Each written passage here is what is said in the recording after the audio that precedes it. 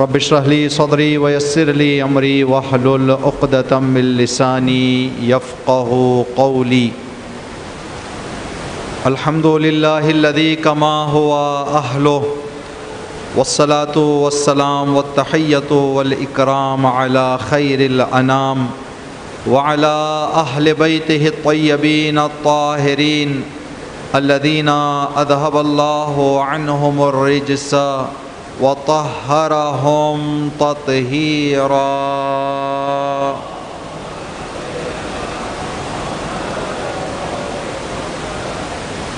واللعنة على أعدائهم أجمعين.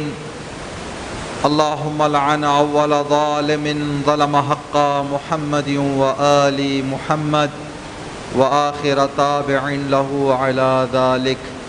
اللهم لعن الإصابة التي جاهدت الحسين عليه السلام وشايعت وبايعت وتابعت على قتله.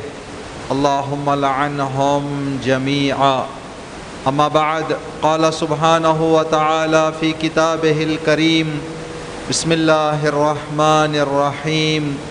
الله أعلم حيث يجعل رسالته. صدق اللہ العلی العظیم. اس مجلس کی قبولیت کے لیے ان ایام اعظام اس لمحے تک جو بھی عزاداریاں ہم نے انجام دی ہیں ان سب کی قبولیت کے لیے ابتدائے زندگی سے اس لمحے تک جو عزاداریاں، جو اہل بیت کی محبت اور مودت میں جو بھی عمل ہم نے انجام دیا ہے ان تمام کی قبولیت کے لیے در اہل بیت سے جڑے رہنے کی توفیق اور سعادت اس لمحے تک جو ہمیں نصیب ہوئی ہے، یہ توفیق اور سعادت ہماری زندگی میں آخری سانس تک اور ہمارے نسل اور اولاد میں کائنات کے آخری لمحے تک قائم دائم باقی رہنے کے لیے صلوات پڑھ دیں محمد و آل محمد.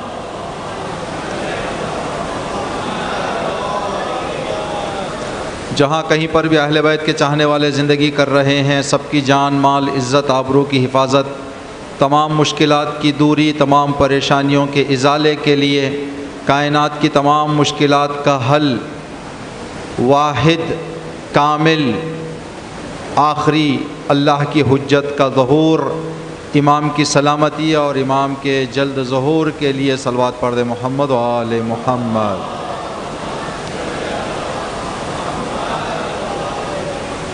جس امام کی شب شہادت میں ہم یہاں جمع ہوئے ہیں، اس امام کی پہچان بر صغیر میں بیمار کربلا سے کی جاتی ہے. بیمار کربلا کے طفیل اور صدقے میں دنیا کے تمام بیمار، مخصوصاً اہل بیت کے چاہنے والے جہاں کہیں پر بھی بیمار ہیں، اور یہ جو بیماری دنیا میں پھیلی ہوئی ہے، اس بیماری کے شہادت امام سجاد کے صدقے میں برطرف ہونے کے لیے، بیماروں کی صحت یابی کے لیے، مرحومین کی مغفرت کے لیے صلوات پڑھ دیں محمد و آل محمد.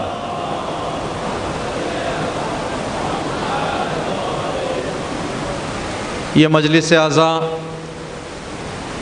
چوتھے امام سید الساجدین، زین العابدین، امام القانتین، ذو الطفنات، امام البکائین، علی ابن الحسین السجاد علیہم السلام کی شہادت کی مناسبت سے منعقد ہے.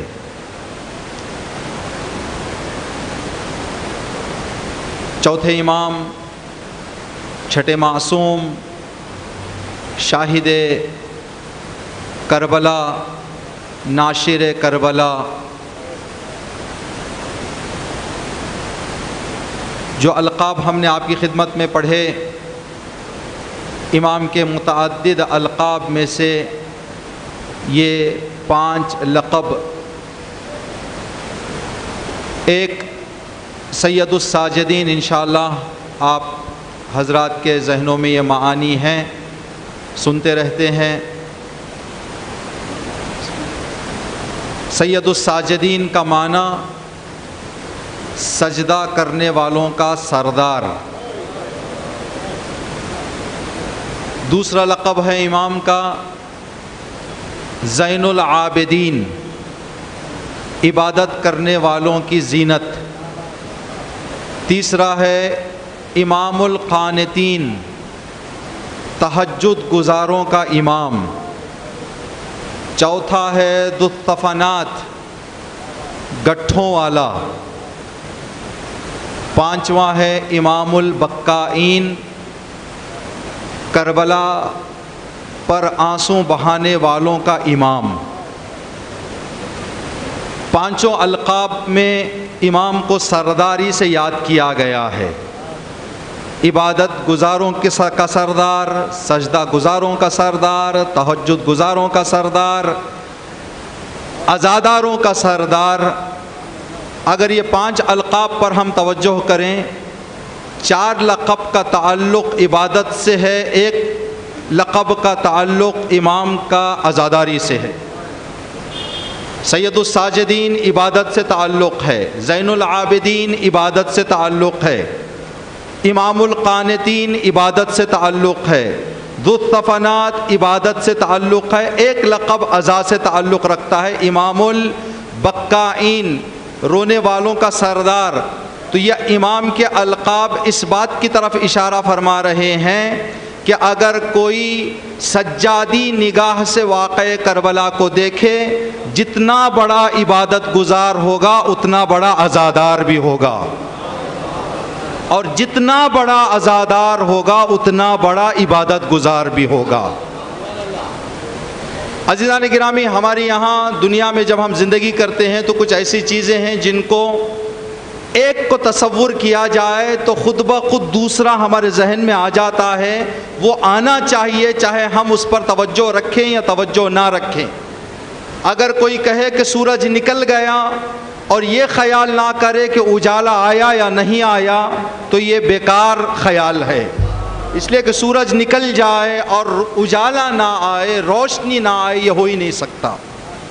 تو ان کو کہتے ہیں اردو اور عربک فارسی میں لازم و ملزوم، یعنی ایک آ جائے تو دوسرے کا آنا ضروری ہے، ہو ہی نہیں سکتا کہ ایک آ جائے دوسرا نہ آئے۔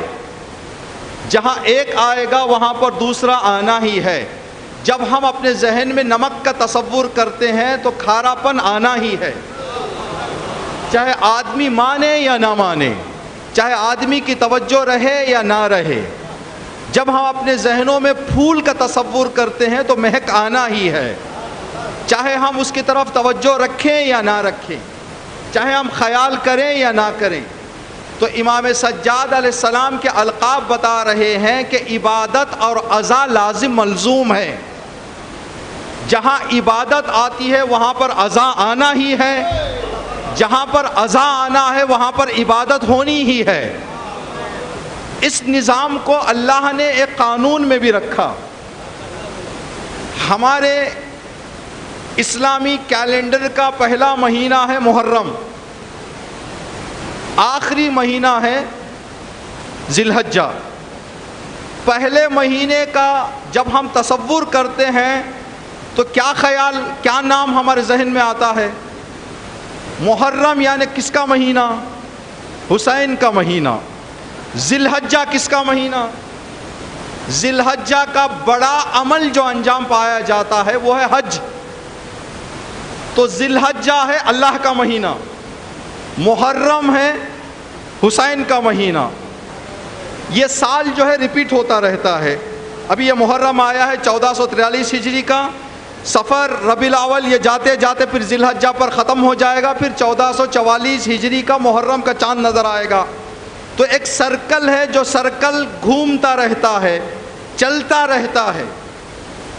یہ بات ہمارے ذہنوں میں ہے، ہم سب جانتے ہیں جب ہم ایک سرکل پیپر پر نقش کرنے کا ارادہ رکھتے ہیں تو ایک پوائنٹ سے شروع کر کے لے جا کر سرکل کو برابر اسی پوائنٹ پہ لے آ کے ختم کرتے ہیں۔ جہاں سے سرکل شروع ہوتا ہے وہیں پر جا کر ختم ہوتا ہے۔ تو ایک ایسی جگہ آتی ہے جہاں پر سٹارٹ اور اینڈ پوائنٹ ایک ہو جاتا ہے، پھر اس کے اندر جدا نہیں کر سکتے۔ جہاں سے شروع ہوا وہیں پر جا کر ختم ہو تو سرکل پورا ہوتا ہے۔ تو پہلا مہینہ ہے حسین کا، آخری مہینہ ہے اللہ کا۔ یہ دور جب لگے گا یہ سرکل جب چل، صلوات پڑھ دے محمد و آل محمد۔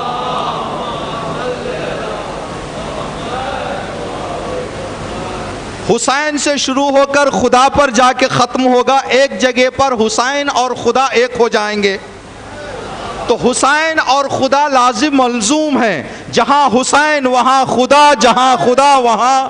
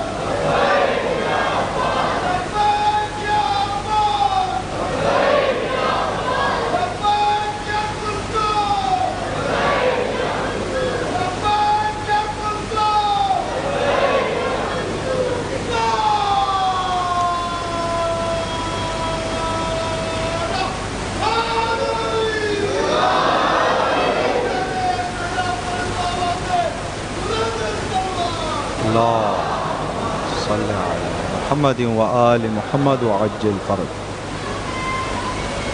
یا علی یا اللہم صلی علی محمد و آل محمد وعجل فرج۔ تو یہ لازم ملزوم ہے، جہاں پر خدا وہاں پر حسین، جہاں پر حسین وہاں پر خدا۔ یہی وجہ ہے چھٹے امام امام جعفر صادق علیہ السلام نے فرمایا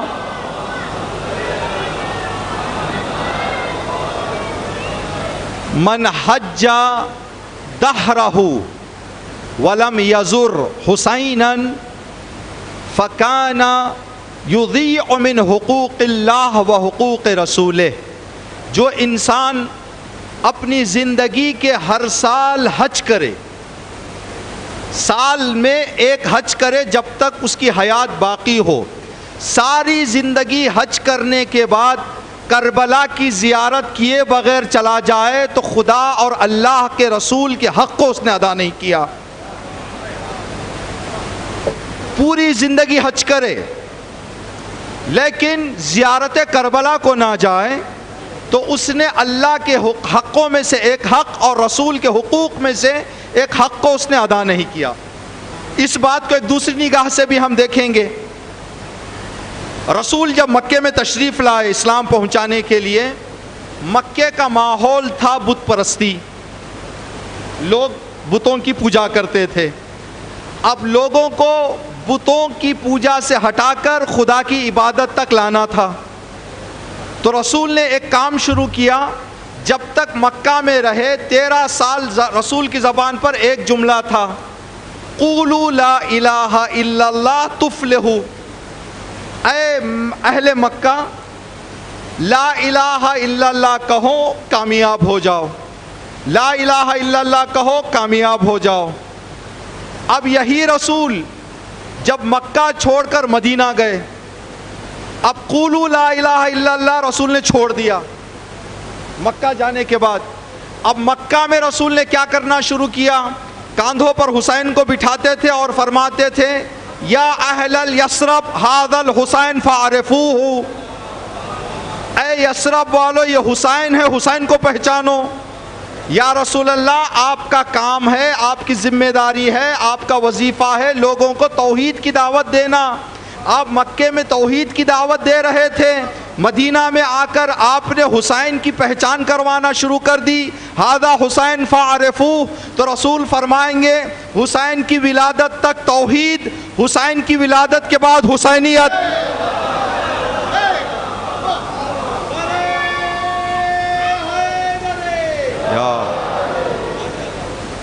حسین کی ولادت کے بعد توحید کے دامن کو حسین کے ہاتھ میں، توحید کے ہاتھ کو حسین کے ہاتھ میں دے دیں۔ اب جب تک حسینیت رہے گی اس وقت تک توحید چلتی رہے گی، اس وقت تک توحید باقی رہے گی۔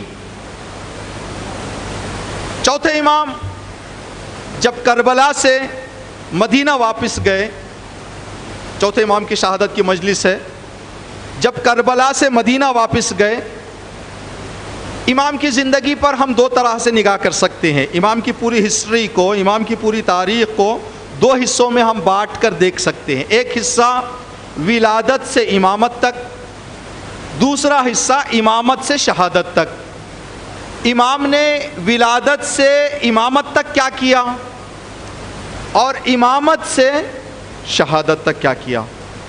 امام کی امامت کب شروع ہوئی ہے؟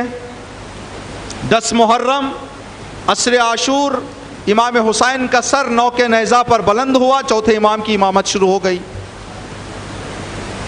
پہلے مرحلے کو جو امام کی زندگی کا ہے، ولادت سے امامت تک، یہ مرحلہ امام کا کیسے گزرا؟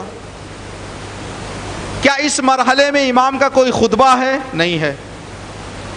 کیا امام کی کوئی تقریر ہے؟ نہیں ہے۔ کیا امام کی کوئی حدیث ہے؟ نہیں ہے۔ پھر امام کا خطبہ کب آیا؟ امامت کے بعد۔ امام کی تقریر کب آئی؟ امامت کے بعد۔ ایک سوال ہے، وہ یہ، کیا ممکن ہے ایک زمانے میں، ایک وقت میں 2 امام زندگی کریں؟ ممکن ہے، اس لیے کہ کربلا میں 3 امام موجود تھے۔ امام حسین موجود تھے، امام سجاد موجود تھے، امام باقر موجود تھے۔ صلوات پڑھ دیں محمد و آل محمد۔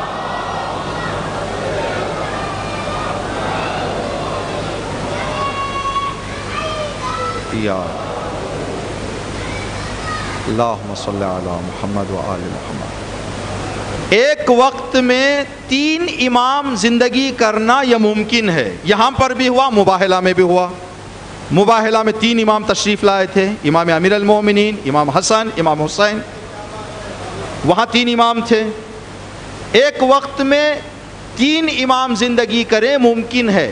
کیا 3 امام امامت کر سکتے ہیں؟ نہیں، امامت ایک ہی امام کریں گے۔ امام 3 زندہ ہو سکتے ہیں لیکن امامت ایک ہی کریں گے۔ نبوت کے لیے ایسے نہیں ہے۔ نبوت کے لیے بتایا گیا ہے ایک وقت میں کئی انبیاء نبوت کر سکتے ہیں۔ نبوت اور امامت میں فرق کیا ہے؟ آپ کی خدمت میں مثال دیں گے۔ ابھی یہاں پر مجلس ہو رہی ہے، یہ ایک مجلس حساب ہوگی، اس ایک مجلس کے لیے ایک خطیب ہوگا۔ اب ممکن ہے اسی وقت کسی اور علاقے میں مجلس ہو رہی ہو، جو دوسری مجلس ہے وہاں کے خطیب الگ ہیں، تیسری مجلس ہو رہی ہو وہاں کے خطیب الگ ہیں۔ جب خطیب اور شرکت کرنے والے الگ ہو جاتے ہیں، عزادار الگ ہو جاتے ہیں، تو وہاں پر خطیب بھی الگ ہو جاتا ہے۔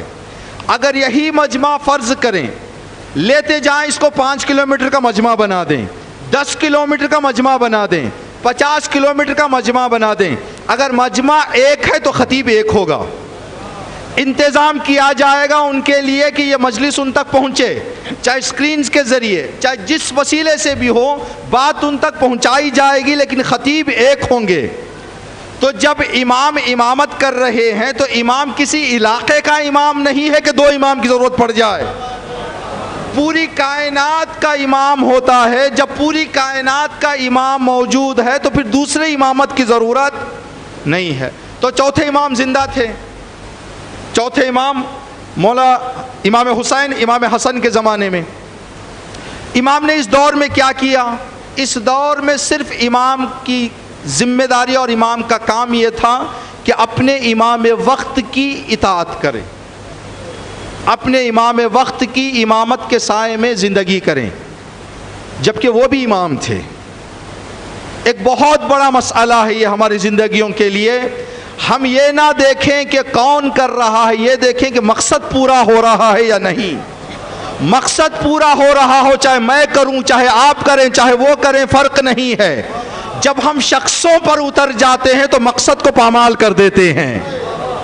جب ہم لوگوں کے چہروں پر اتر جائیں گے کہ میں کروں گا، وہ کرے گا، وہ کیوں، یہ کیوں، تو یہاں پر جو برباد ہوگا وہ مقصد برباد ہوگا۔ اگر ہم اس چیز کو توجہ ہٹا دیں تو مقصد طاقتور اور وہ مضبوط ہو جائے گا، آگے بڑھے گا، اگر ہم لوگوں کو نہ دیکھیں۔ اسی لیے کہا جاتا، ہمارے علماء فرماتے ہیں، اگر 1,24,000 انبیاء ایک وقت ہوتے تو ایک ہی کام کرتے، اختلاف نہ کرتے، اس لیے کہ سب کا مقصد ایک تھا۔ ہمارے موجودہ مراجع میں سے ایک مرجع نے کتاب لکھی ہے 250 سالہ انسان، انہوں نے امام علی کی امامت سے لے کر امام زمانہ کی غیبت تک کو ایک زندگی تصور کی ہے، کہا کہ وہاں سے ایک زندگی چلی ہے امام کے غیبت تک، یہ زندگیاں الگ نہیں ہیں، چہرے بدلتے گئے لیکن مقصد ایک ہی رہا، نام بدلتے گئے لیکن مقصد ایک ہی رہا۔ یہی وجہ ہے آپ کے ذہنوں میں کبھی ہو سکتا ہے اشکال آئے، کبھی سوال آئے، ہم امام حسین کے لیے 10 مجلسیں کرتے ہیں، امام محمد باقر کے لیے 1 مجلس، امام جعفر صادق کے لیے 1 مجلس۔ یہ ہم نے نہیں کیا ہے، یہ خود اماموں نے ہمیں اس کام کی ہدایت دی ہے۔ 5ویں امام کی شہادت سے پہلے آپ نے اپنے فرزند چھٹے امام کو وصیت کی، بیٹا جو میری دولت باقی رہ گئی ہے اس کا ایک حصہ میں الگ کر رہا ہوں، یہ حصہ میں آپ کو دے رہا ہوں، آپ کی ذمہ داری ہے 10 سال تک میرے جد کی مجلس کروائیں۔ کہاں پر مجلس کروائیں؟ مکے میں۔ کس سیزن میں مجلس کروائیں؟ حج کے دنوں میں۔ کس پوائنٹ پر مجلس کرائیں؟ مینا میں۔ بیٹا جعفر میرے بعد اس پیسے سے 10 سال تک کے لیے میرے جد کی مجلس کروانا۔ مولا آپ کیوں نہیں فرما رہے میری مجلس کروانا؟ جب 10ویں امام سامرہ میں تشریف فرما تھے تو امام کی طبیعت ناساز ہوئی، امام نے اپنے ایک چاہنے والے کو بلایا، فرمایا تیرے کربلا جانے آنے کا خرچہ میں دوں گا، تیرے لیے کچھ ہدیہ بھی میں دوں گا، تم یہاں سے جاؤ کربلا میری شفا کے لیے دعا کرو۔ تو اماموں نے ہمیں بتایا ہے کہ کربلا کو زیادہ یاد کرو۔ کیوں؟ اس لیے کہ اگر کردار الگ ہو جائیں تو الگ الگ یاد کرنا پڑتا۔ حسین کا ذکر صادق کا ذکر ہے، صادق کا ذکر جعفر کا ذکر ہے، جب سب ذکر ایک ہیں چاہے جس کا بھی نام لے لے کوئی فرق پڑنے والا نہیں ہے۔ یہاں پر ہو رہا ہے حسین کا ذکر، سجاد علیہ السلام کا ذکر، لیکن اس ذکر میں 12 کے 12 بھی، یہ صرف ہم نہیں کہہ رہے ہیں، یہ دوسرے مذاہب کے علماء کا بھی یہ اقرار ہے۔ ایران میں جو حضرات زیارت کے لیے گئے ہیں، ایک شہر ہے نیشاپور جہاں امام کے قدموں کے نشان ہیں، وہاں پر ایک زیارت گاہ ہے، ایک ایرانی شاعر جو اس زمانے میں زندگی کیا کرتے تھے، عطار نیشاپوری، عطار نے چھٹے امام کی تاریخ پڑھی۔ چھٹے امام کی تاریخ پڑھنے کے بعد انہوں نے چاہا کہ امام کے بارے میں قصیدہ لکھیں، کاغذ اٹھا لیا، قلم اٹھا لیا، جب قصیدہ لکھنا شروع کرنا چاہ رہے تھے تو رک گئے۔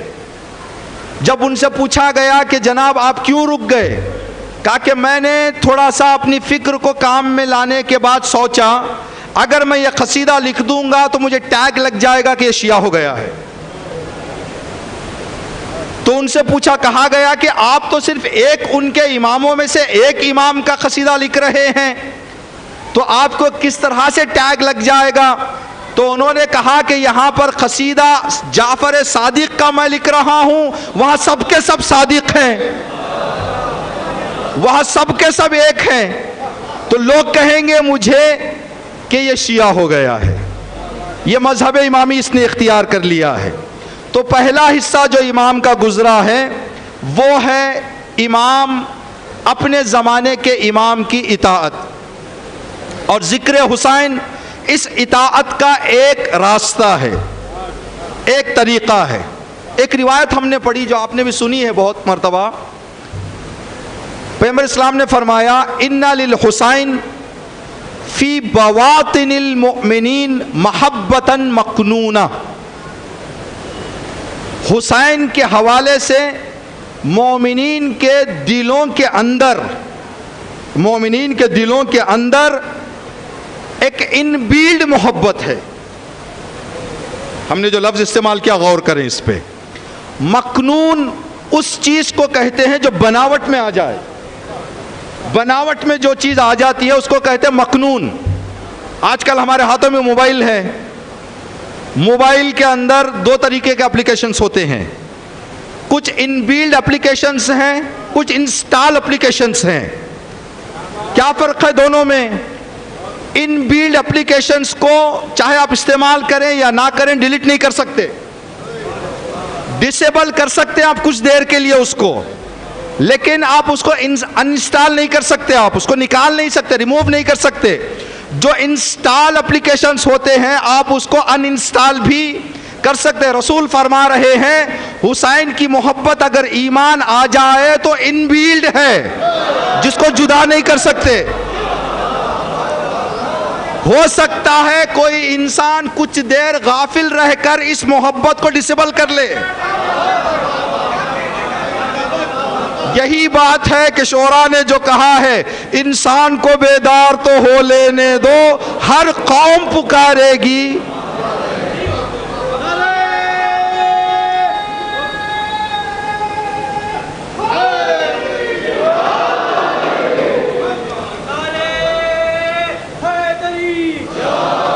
اندھیرے قید خانے سے کیا دین نبی روشن، اندھیرے قید خانے سے کیا دین نبی روشن، امام حق کسی بھی حال میں مختار ہوتا ہے۔ مشیت تھی کہ وہ بیمار کہلائے گئے ورنہ، مشیت تھی جو وہ بیمار کہلائے گئے ورنہ شفائیں بانٹنے والا کہیں بیمار ہوتا ہے۔ دونوں ہاتھ کو بلند کر کے بلند ترین آواز کے ساتھ تمام عزاداروں کی صحت و سلامتی کے لیے اور مولانا صاحب کی صحت و سلامتی کے لیے، جو بیمار ہے ان کی شفا کے لیے، مرنے سے پہلے معرفت کے ساتھ کربلا معلیٰ کی زیارت کے لیے، امام زمانہ کے ظہور کے لیے، امام زمانہ کی صحت و سلامتی کے لیے، دونوں ہاتھوں کو بلند کر کے بلند ترین آواز کے ساتھ پہلے عزادار سے لے کر آخری عزادار تک، پہلے ماتمدار سے لے کر آخری ماتمدار تک، جس کے دل میں حب علی وہ بتائے گا، جس کے دل میں حب علی وہ بتائے گا، میں نعرہ لگاؤں گا، وہ دونوں ہاتھ کو بلند کر کے بلند ترین آواز کے ساتھ لبیک یا حسین، لبیک یا حسین، لبیک یا مہدی، لبیک یا مہدی، لبیک یا زہرا، لبیک یا زہرا۔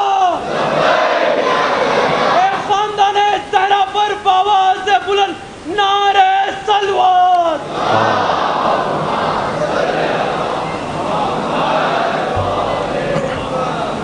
تو اس کو نکالا نہیں جا سکتا۔ یہی بات ہے اگر آپ حضرات جو ہمیں پہچانتے ہیں ان سے جو حضرات ہمیں نہیں پہچانتے سوال کریں کہ یہ مولانا صاحب کون ہیں، ٹھیک، تو کیا پہچان کروائیں گے؟ سوچ کے ایسے آدمی کا نام بتائیں گے جس کو آپ پہچانتے ہوں، اس لیے کہ اگر جس کو نہیں پہچانتے اس سے پہچان کروائیں تو دوبارہ وہ پوچھے گا کہ وہ کون ہے۔ تو پہچان کس سے کروائی جانی ہے؟ پہچان اس شخص سے کرائی جانی ہے جس کو نہ جاننے والا جانتا ہو، پہچانتا ہو، تو پہچان کرنے میں آسانی ہوگی۔ جب 12ویں امام آئیں گے یہ نہیں فرمائیں گے میں حسن عسکری کا بیٹا ہوں، بلکہ فرمائیں گے میں حسین کا بیٹا ہوں۔ کیوں امام یہ پہچان کروا رہے ہیں؟ اس لیے کہ حسین کی محبت ان بیلڈ ہے، اندر ہے۔ اب کچھ لوگوں کے دلوں میں پردہ پڑا ہوا ہے، ممکن ہے کہ وہ پردہ ہٹ جائے، اور وہ ہٹے گا بھی۔ 40 اور ان مجالس کا ایک مقصد یہ ہے جو امام نے بھی مینا میں مجلس کروانے کے لیے کہا تھا، تاکہ حسین کی پہچان دنیا کو ہو، الگ الگ جگہوں سے لوگ آئیں۔ اب یہ جو 40 اور عاشورہ میں زائرین کا ہجوم ہوتا ہے، آیت اللہ بہجت فرماتے ہیں کہ امام زمانہ کے ظہور کا پلیٹ فارم تیار ہو رہا ہے، اس لیے کہ دنیا حسین کو پہچاننے لگی ہے۔ ایک زمانہ تھا جب میڈیا حسین کا نام بتانے سے پیچھے ہٹتی تھی، آج اتنا زیادہ یہ مسئلہ ہو گیا مجبور ہو کر بتانا پڑ رہا ہے۔ تو اس طرح سے حسین کی پہچان دنیا میں ہو رہی ہے۔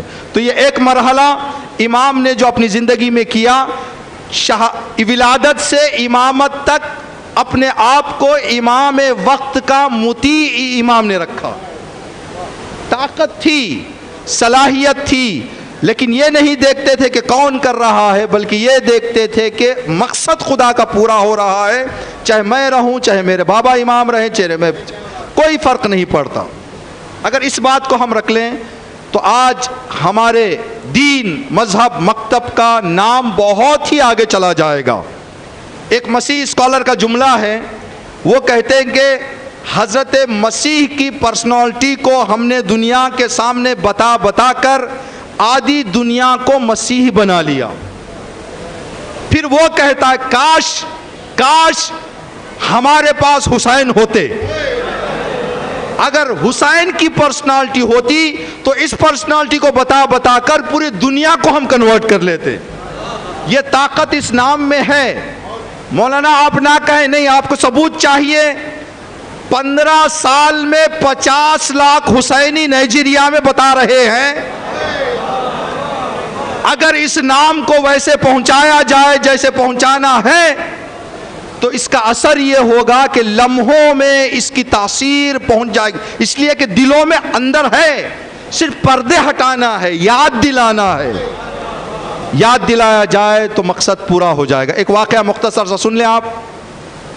ایک مولانا، ایک عالم، انہوں نے کتاب لکھی، ارادہ تھا کہ پبلش کرنا ہے، کتاب کو پرنٹ کروانا ہے۔ ایک صاحب ان کے گھر آئے گیسٹ بن کے، ان کے کباڑ کو دیکھ رہے تھے، جب وہ ان کے لیے دسترخوان بچھا رہے ہیں، تیاری کر رہے تو انہوں نے کباڑ دیکھا، کباڑ میں کتاب ان کو اچھی لگ گئی تو انہوں نے اس کتاب کو اپنے بیگ میں رکھ لیا۔ جب جنہوں نے کتاب لکھی تھی مارکیٹ گئے تو انہوں نے دیکھا کہ مارکیٹ میں ایک نئی کتاب آئی ہے جس کا رائٹر ان کا دوست ہے جو ان کے گھر آیا تھا، نیچے لکھا ہوا ہے مؤلف فلاں صاحب۔ تو انہوں نے کتاب کو دیکھا کہ نئی کتاب ہے، دیکھیں گے کہ کس نے لکھا ہے، کیا لکھا ہے۔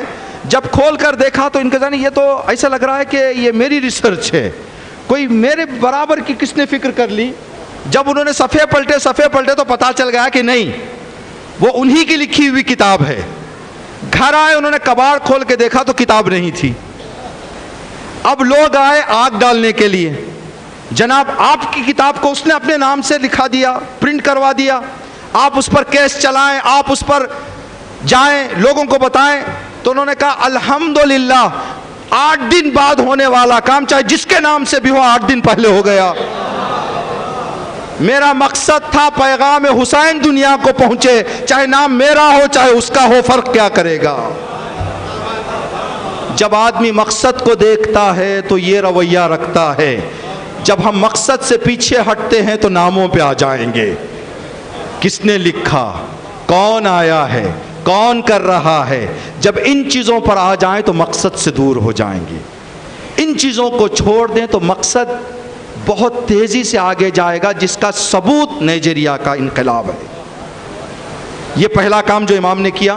دوسرا کام جو امام نے امامت سے شہادت تک کیا، انشاءاللہ آج اور کل کی مجلس میں اسی ٹاپک کو ہم آگے لے کے جائیں گے۔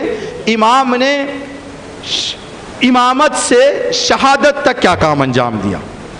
چوتھے امام جب مدینہ واپس آئے تو امام نے فرمایا ما لیس فی المدینہ ولا مکہ 20 رجلا یحبنا۔ جب ہم مدینہ واپس آئے کربلا سے، حالت یہ تھی 20 لوگ ہمارے چاہنے والے نہیں تھے۔ یہ چوتھے امام کا قول ہے، 20 لوگ ہمارے چاہنے والے موجود نہیں تھے۔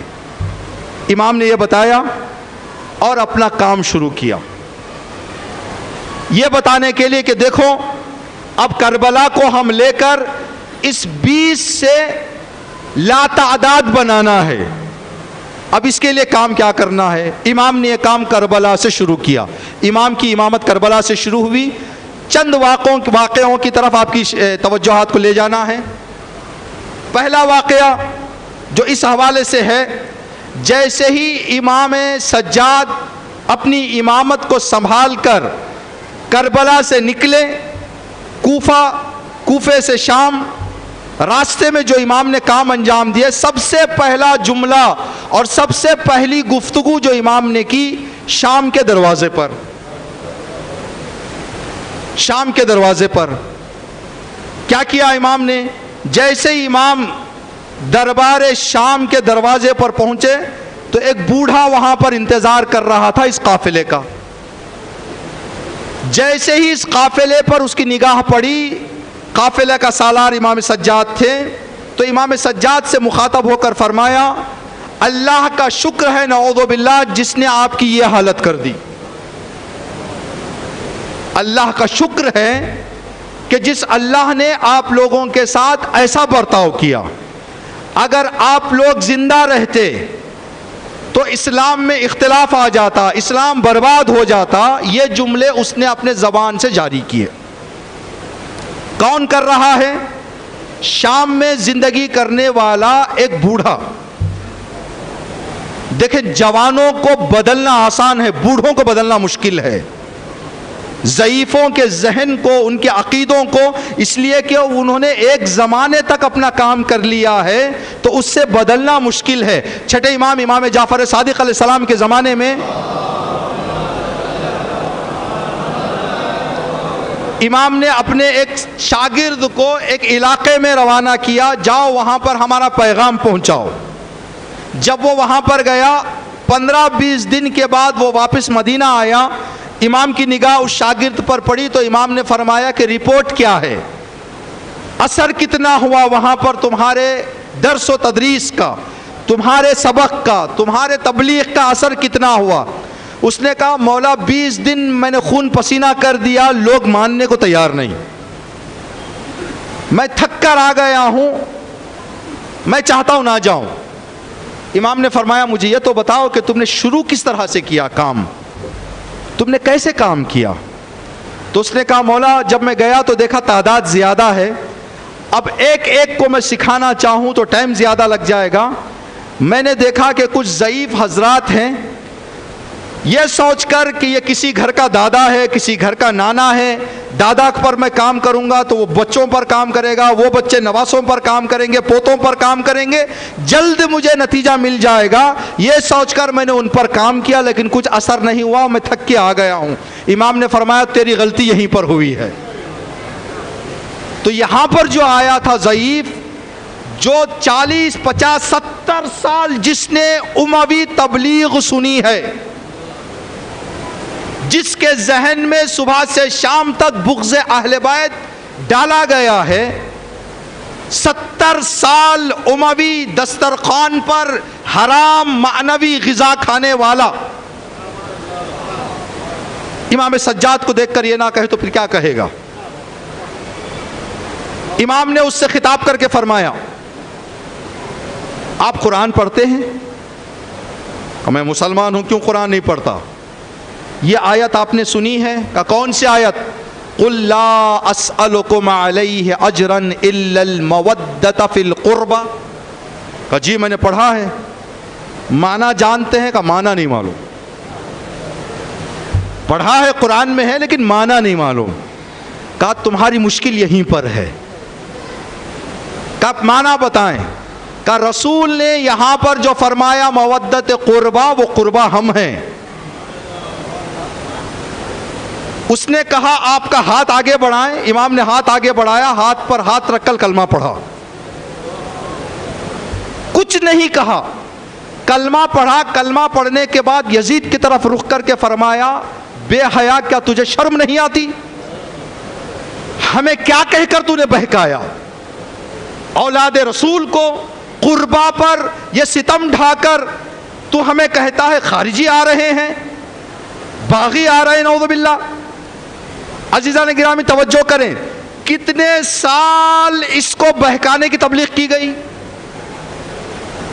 70 سال۔ امام نے کتنے وقت میں انقلاب برپا کیا؟ کتنے وقت میں؟ ایک دن؟ ایک گھنٹہ؟ چند لمحوں میں؟ کیا یہ ممکن ہے؟ کیا یہ پاسبل ہے؟ اب اس ضعیف نے ایک جملہ سن کر کیسے مان لیا کہ یہ اولاد پیغمبر ہیں؟ ایک جملے سے کیسا مان لیا؟ دو سوال۔ پہلا سوال، کیا ممکن ہے؟ مثال کے ذریعے آپ کو سمجھائیں گے۔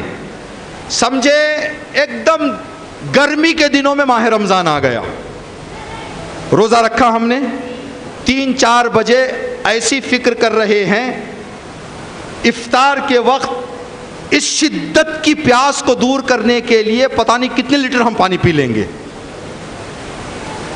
لیکن جیسے ہی افطار کا وقت آیا 14, 15, 16 گھنٹے کی پیاس کو مٹانے کے لیے ایک گھونٹ کافی ہے. ایک گھونٹ اندر گیا 14, 16 گھنٹے کی پیاس مٹ گئی. اب یہ کم عزاخانہ جو ہے اس عزاخانے کو اندھیرا کر دیں.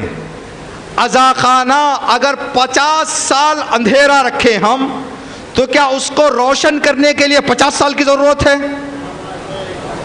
50 سال اندھیرے کو روشن کرنے کے لیے ایک چراغ کی ضرورت ہے. امیہ حکومت نے شام کے لوگوں کو 70 سال ہدایت کے اندھیرے میں رکھا. سجاد نے ہدایت کے چراغ کو جلایا.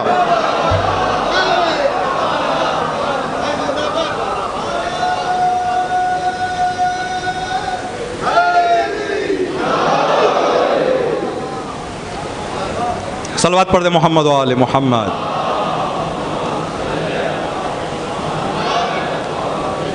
ہدایت کے چراغ کو جلایا امام نے تو 70 سال کا اموی اندھیرا ایک امام کے ہدایت کے چراغ سے روشن ہو گیا. روشن ہو گیا. دوسرا سوال, اس نے کیسے سمجھ لیا کہ یہ اولاد رسول ہیں؟ اولاد رسول ہیں. اولاد رسول ہونے کو اس نے ایسے سمجھا. یہ بھی آپ کی خدمت میں مثال دیں گے, پھر مثال سے آگے جائیں گے. اللہ نہ کرے, اللہ نہ کرے, کوئی آدمی اپنے جاب میں بیٹھا ہوا ہے, جاب میں بیٹھا ہوا ہے, بہت ہی سیریس کام ہے, کوئی ایسا کام ہے جہاں پر ہر لمحہ توجہ کا رہنا ضروری ہے. اس کو بتا دیا جائے کہ آپ کے بیٹے کا انتقال ہو گیا ہے, کیا وہ آدمی اب کام کر پائے گا؟ کر پائے گا کام وہ؟ اب وہ کام چھوڑ کر پیچھے آ جائے گا, اس لیے کہ اس خبر کو سننے کے بعد عقل کو توجہ کے ساتھ برقرار رکھنا ایک مشکل کام ہے. نہیں رکھ سکتے, ناممکنات میں سے ہے یہ. انسان کو غم کے وقت جب ذہن غموں میں بھرا ہوا ہے تو ذہن کا سکون سے رکھنا مشکل ہے. دوسرا, ایک اور مثال اسی کے حوالے سے سمجھیں کہ ایک مولانا کے بیٹے کا یا باپ کا یا ماں کا انتقال ہو گیا ہے. اس مولانا سے کہیں مولانا آئیں تقریر کریں, مولانا آئیں تقریر کریں, کیا کر سکیں گے؟ وہ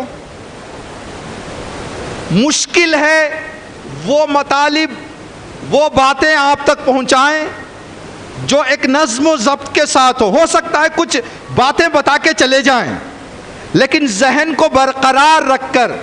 انسان کی فطرت ہے جب انسان کی زندگی میں غم آتا ہے تو ذہن تھوڑا سا اپنی جگہ سے ہٹ جاتا ہے, ذہن کام کرنا چھوڑ دیتا ہے, ذہن اپنی جگہ پر نہیں رہتا, ٹھکانے پر نہیں رہتا.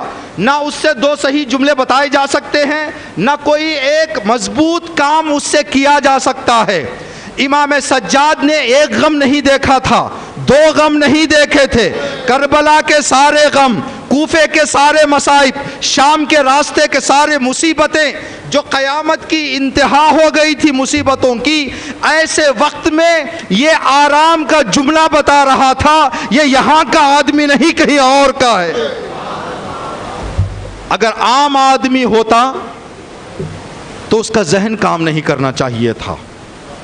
اگر معمولی ذہن والا ہوتا تو اتنا پیارا جواب. ایک دوسرا, انسان کے حوالے سے جب گستاخی کی جاتی ہے تو پہلا ری ایکشن انسان کا یہ ہوتا ہے کہ غصہ کرے.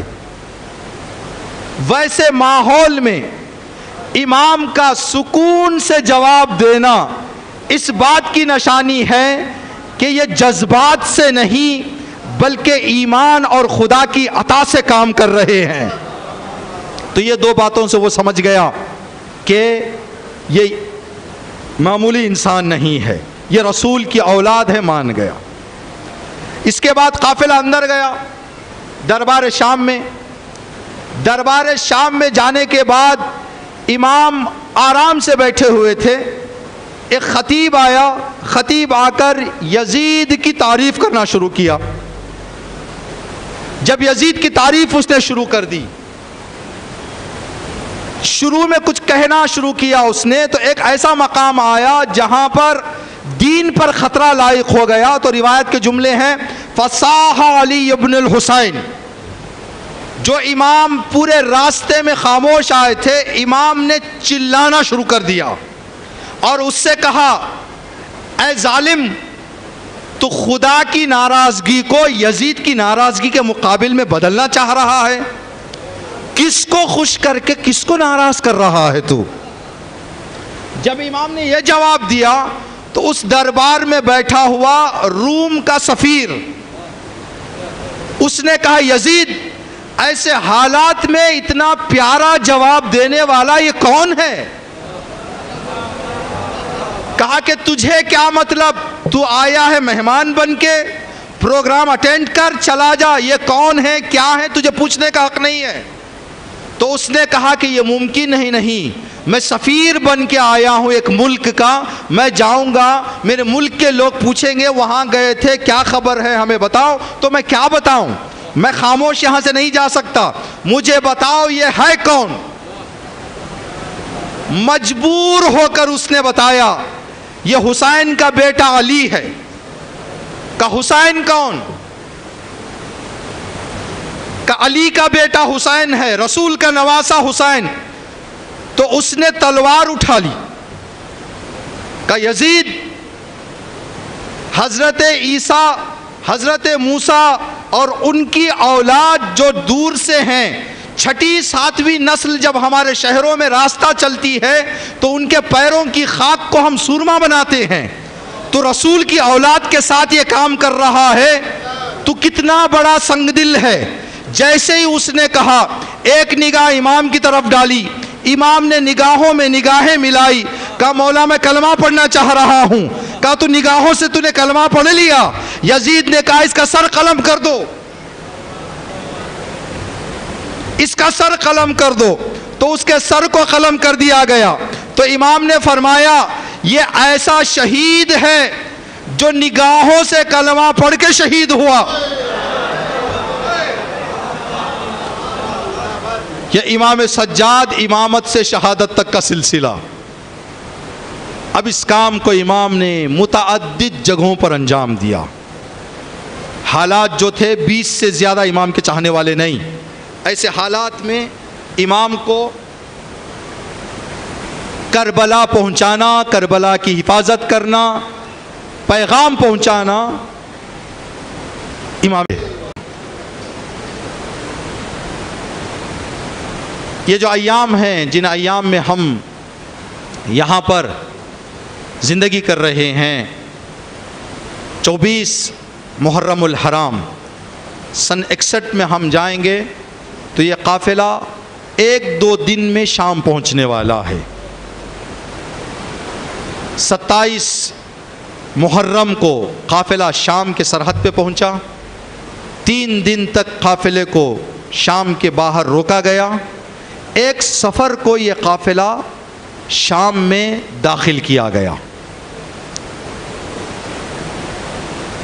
مصیبتیں جو کربلا اور اہل بیت کی ہیں، ان کو کبھی کبھی آرام سے سکون سے کہیں بیٹھ کر تنہائی میں اس کو سوچنے کی کوشش کریں کہ اگر یہ مصیبت ہمارے ساتھ ہوتی تو کیا ہوتا۔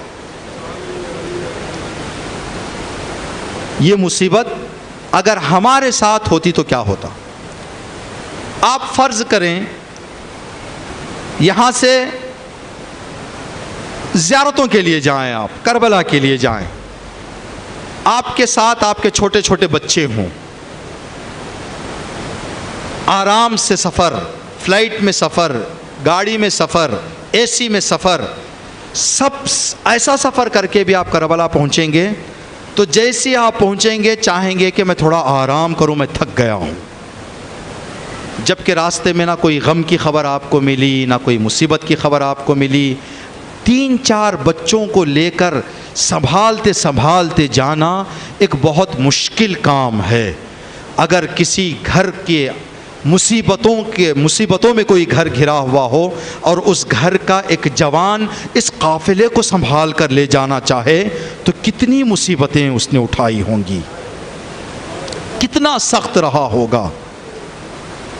امام سجاد علیہ السلام فرماتے ہیں کہ اگر یہ امام نے کربلا سے مدینہ جانے کے بعد یہ جملہ فرمایا، میرے نانا نے لوگوں کو، مسلمانوں کو بتایا تھا، اے مسلمانوں میری اطرت اور میری اولاد سے محبت کرو، تو ہم پر اتنا ستم ڈھایا گیا۔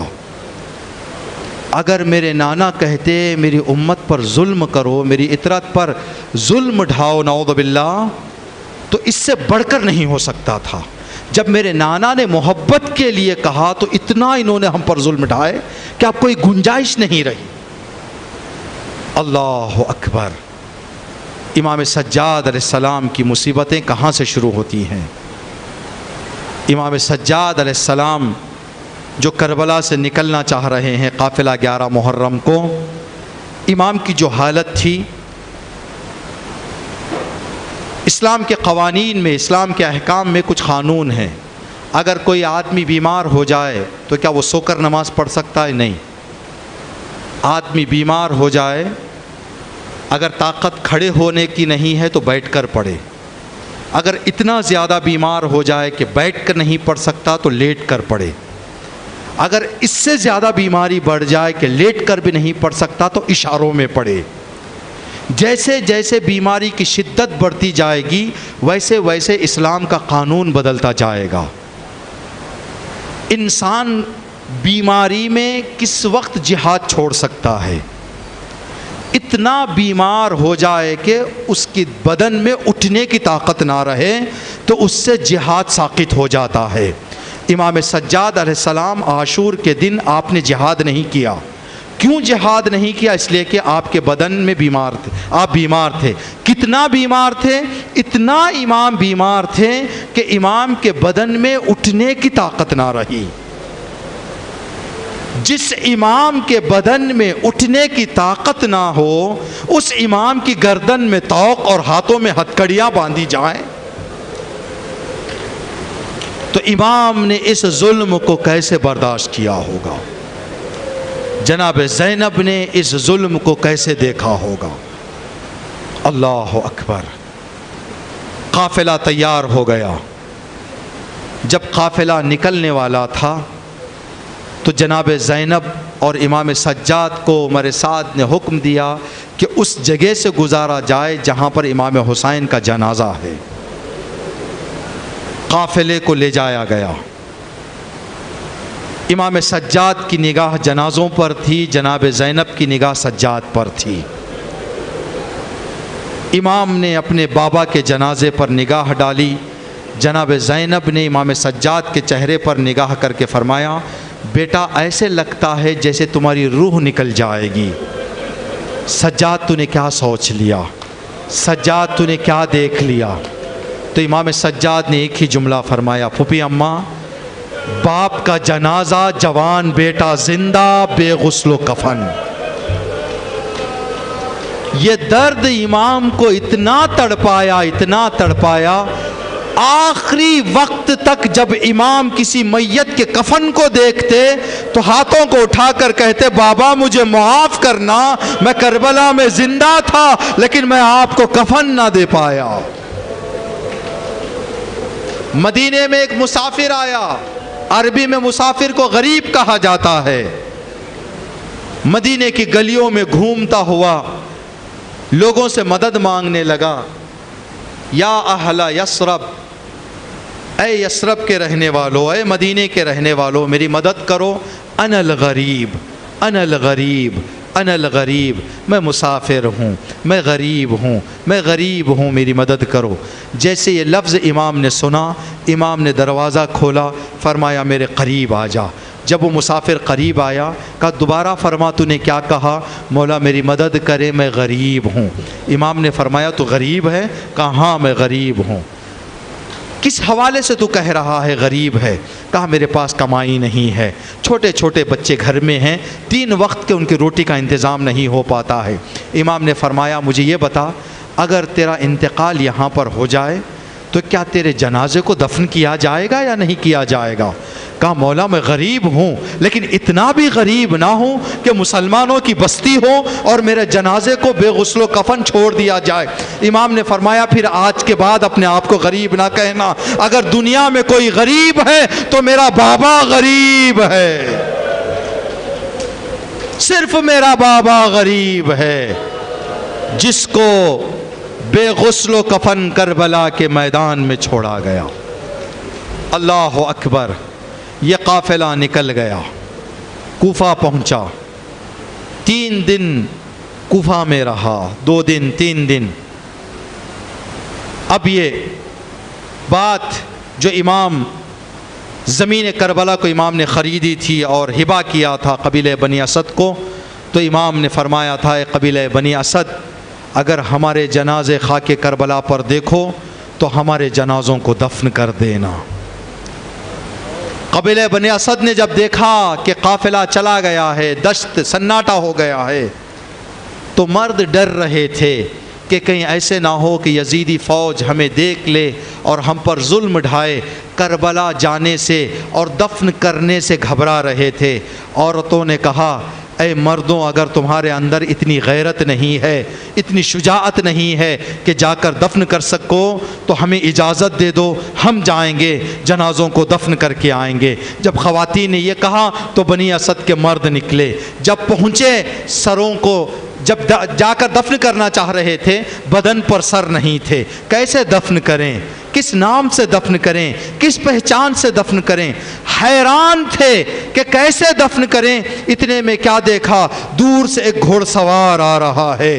گھوڑ سوار قریب آیا، آ کر فرمایا اے قبیلہ بنی اسد کے مردوں، تمہارا ارادہ کیا ہے؟ کہا یہاں پر جنازے بکھرے ہوئے ہیں، ہم دفن کرنے کے ارادے سے آئے ہیں لیکن پہچانے نہیں جاتے، ہمیں نہیں معلوم یہ کس کے جنازے ہیں، کون سے جنازے حسین کے ہیں۔ کہا ٹھیک ہے میں بتاتا جاؤں گا، تم دفن کرتے جاؤ۔ کہا ٹھیک ہے بسم اللہ۔